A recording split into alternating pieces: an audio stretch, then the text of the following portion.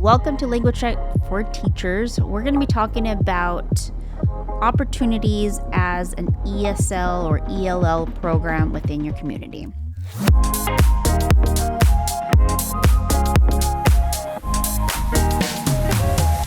All right, some of you might be taking some of the 12-hour course that we are offering Send Relief through North American Mission Board. And what's really cool about this, it's a great opportunity as a church, if you are within a church, and to help our new neighbors get adjusted to the life that they have here now in the United States. The 12-hour course is 12 hours. It's pretty lengthy, but I'm trying to break it down into pieces that you might be interested through this podcast, a little expanded version, and talk a little bit more than what we would be able to do in the training. And then also this might get you interested to say, I actually would like to get trained in this, and you can contact me at languagetrack.com and we can talk further for you and also your church. This might be an opportunity. Now, if you are a nonprofit or just a community leader and you've come across this podcast, welcome. We will be talking about other things that are English as a second language or immigration or things that may help your new neighbors in your community, in your city. Welcome to everyone. And even though this might be more faith-based, just know that you can always find an episode that may help you in your journey to teaching your students English. This manual is called the TELL Manual. And briefly, it's teaching English language learners the gospel news. That's kind of what we base it on. And chapter 1, and we're not going to go through all of it, but it's why is there an outreach? Why is this a missional outreach for your community? And that is something that I really want you guys to be thinking through. Even if you are a teacher, what is your why? Sure, it might be the gospel. It might be helping those with not only the physical needs, which would be learning English, but then also helping them with the spiritual need. The other thing that you need to answer as well is your why. Why are you doing this?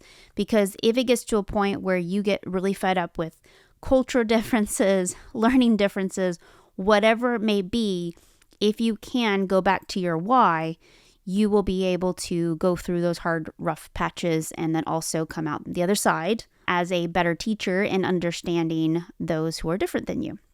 This is very important. I wanted to highlight, I'm not going to go into detail about immigrant numbers, immigration, and things like that, even though it would be very fascinating. I'll do that in a different episode. But just know that migrationpolicy.org is a great nonprofit. They are Migration Policy Institute, and they started in 2001 so that they can provide nonpartisan evidence information to the public.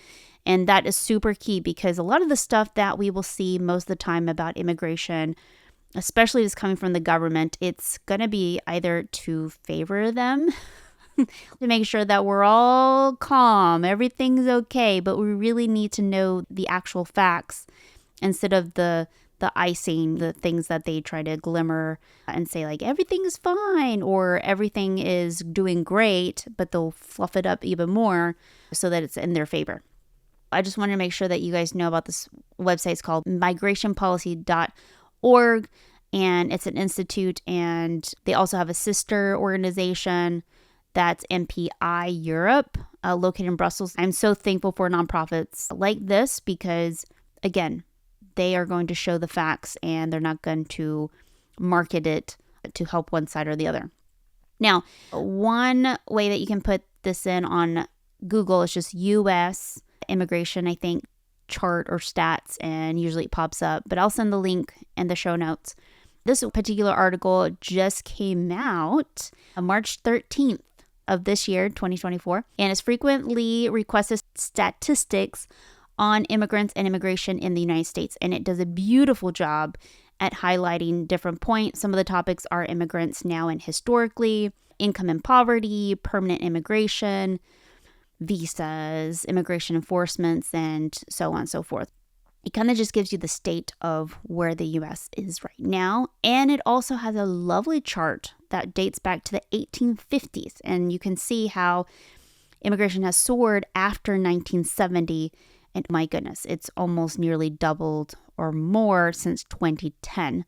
it's been large. It's been very large. As of today, I can't click on this particular one, but there is a lovely chart that's interactive, and you can click to see that as of year 2022, we had 46,182,200 number of migrants here in the United States, and that equals to 13.9% of the U.S. population. This population includes naturalized citizens, lawful permanent residents, and certain legal non-immigrants who have work visas, those admitted under refugee or asylum status, and persons illegally residing in the United States. It is encompassing everybody to a degree. And it's hard to know that exact number, but they do their best with their research. Just know that this is skyrocketing. It's still getting higher every single year. And it's a great article. We'll go into that more later, but I just want to let you guys know that it's migrationpolicy.org. They do a fantastic job. I wanted to tell you guys a little bit, a cool thing that I think we're going to see in the future, especially for those who are coming right now and are having kids that they end up being born here. Those kids are going to want to fit in. And some people are like, they're going to bring all their customs and everything. And yes and no. If we are to bring a ton of people from a certain place and we put them in a location, that just becomes completely international. And we see this more with refugees, and it's usually the government's doing. When that happens, there's going to be like little China, right? Little Italy and those types of places. And that is a good thing, because then you can go and buy goods that you're familiar with if you are from that particular region of the world coming to live in the United States. But at the same time, you can get stuck because it's comfortable. You don't want to be a part of society, and you kind of bring your own thoughts and processes, political views, religion, whatever, and you don't like assimilate. You don't be a part of the fabric that's already there, like the cultural fabric that's there. And that can be very difficult. But if you come in and you get to choose wherever you want to live, most likely you're going to do your best to work with who's there. And I saw this pretty much firsthand living in Chile. My parents were missionaries, and we grew up in Peru and Chile. And most of my friends were from German descent. You might be shocked. You're like, Chile? What?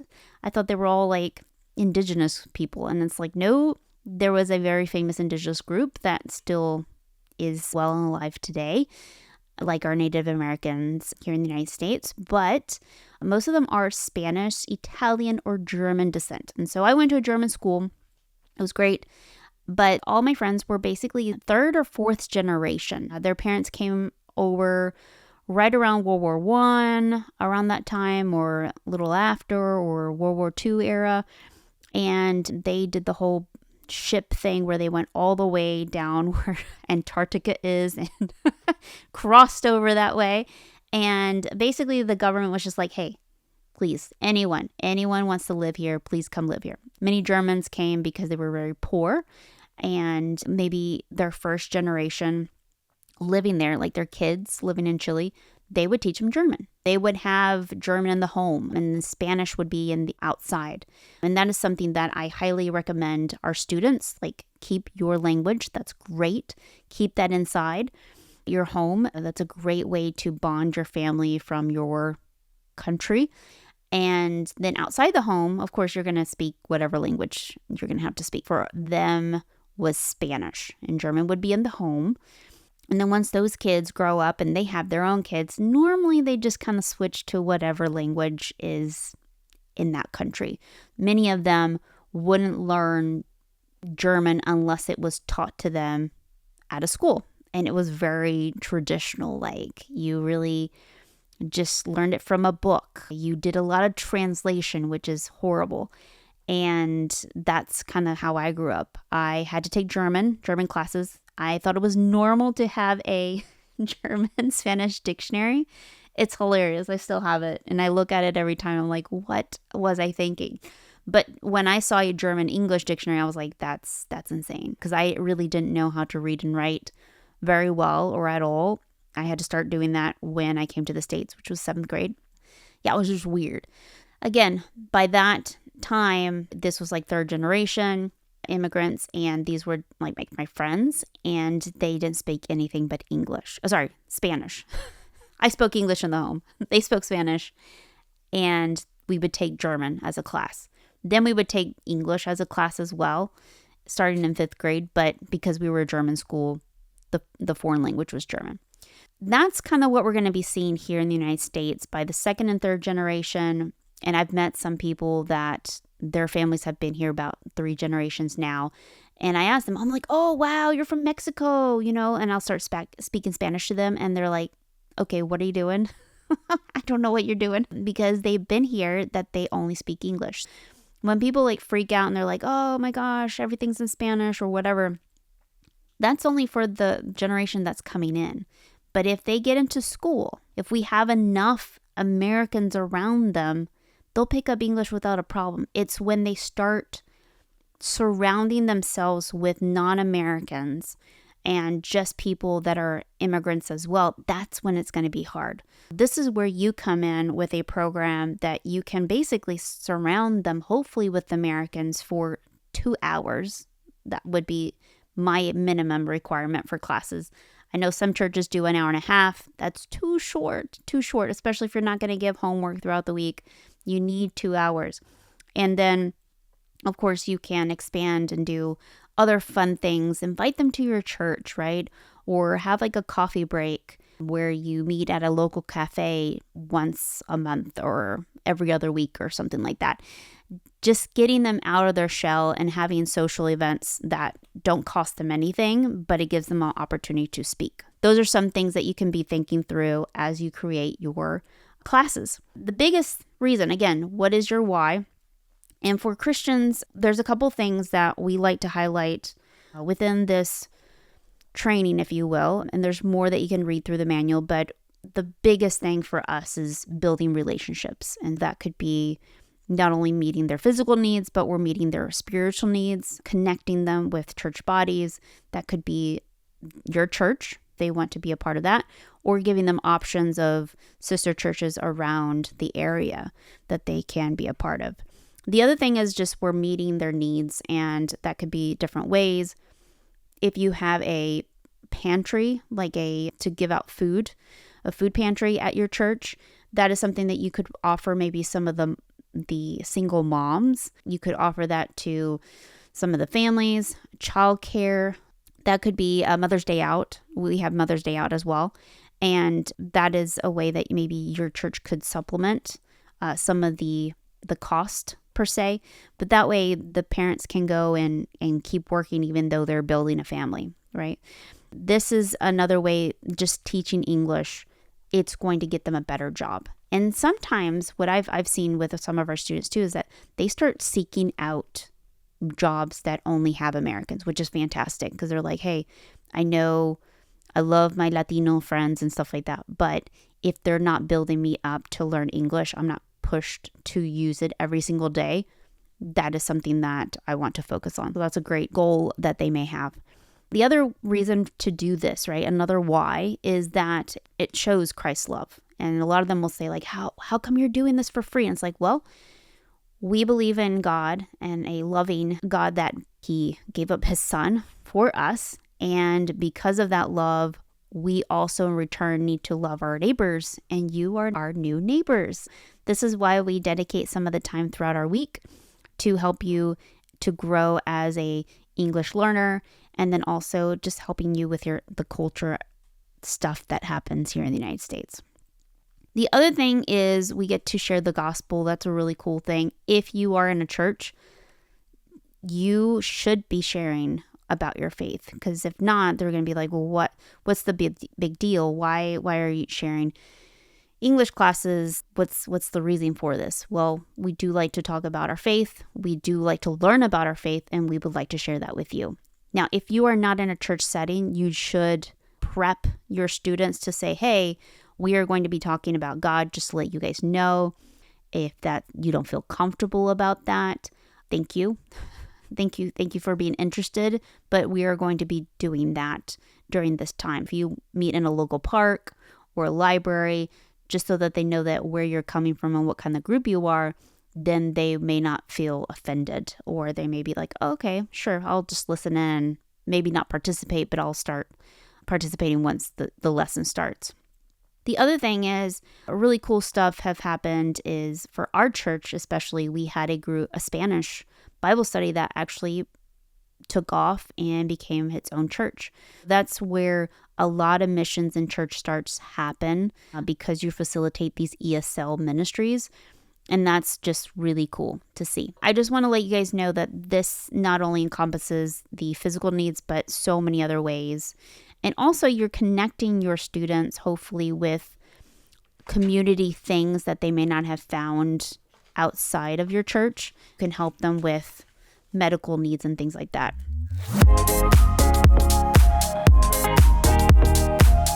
But let's look at some differences. So if you are a community-based program, again, you need to figure out your why and why you're doing this, because you will get burnt out at times. And if you do need to take a break, take it.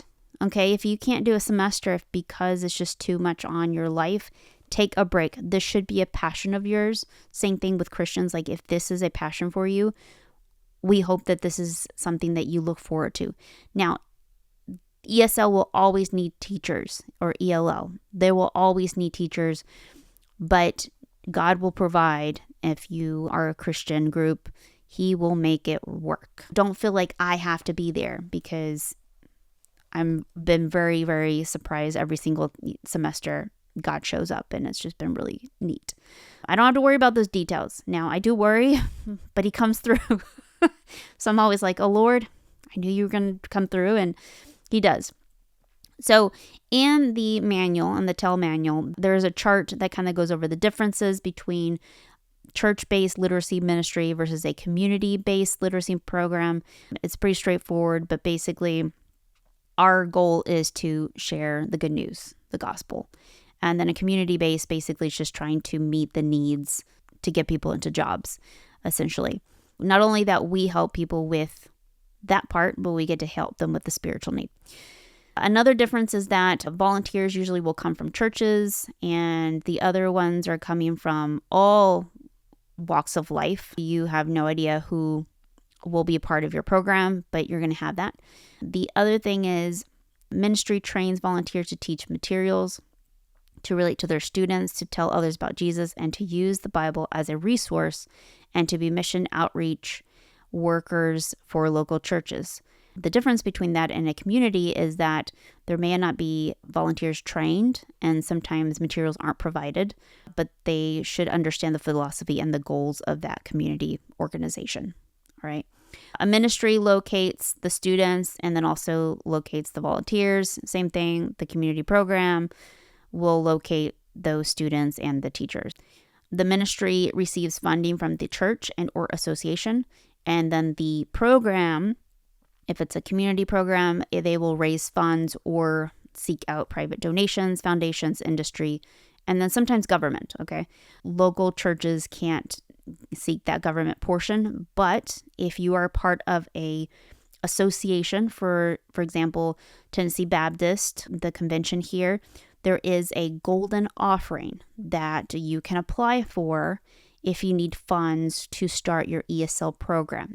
Look around to your associations or groups around you, or who works with your church, or money that you give to as a church to these associations, and ask them, hey, is there a way that we can receive funds, or is there a fund for that we could apply for? Always look for those opportunities. Also, the ministry has the church to provide ongoing support for teachers and their students.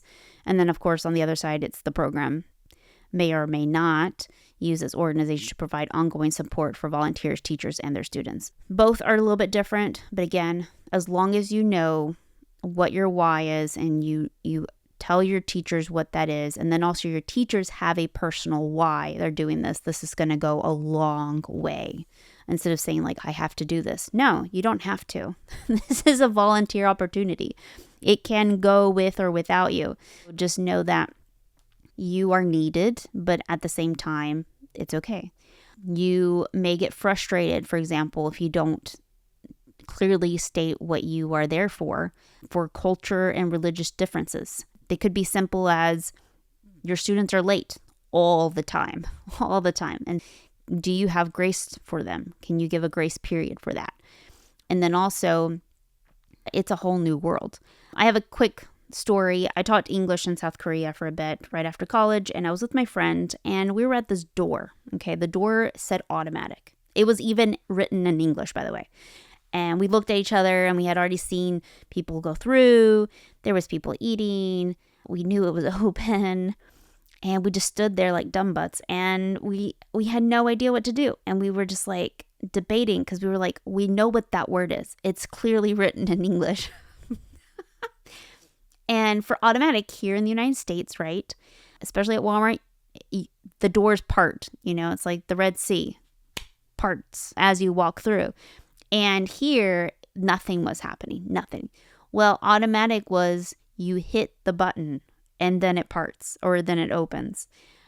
For us, that was so frustrating. And I was like, I can't imagine what my students are going through when things are not even written in their language and they're having to figure out a whole new world, essentially, especially if you're coming from Asian countries. Oh my goodness, it's a lot. Keep that in mind when you're working with your students, because you do need to, again, be patient with them and understand this is so different for them. In conclusion to all of this, don't lose your why, and that will help you not lose your passion for these new neighbors and how exciting and what kind of journey you would have to learning alongside them.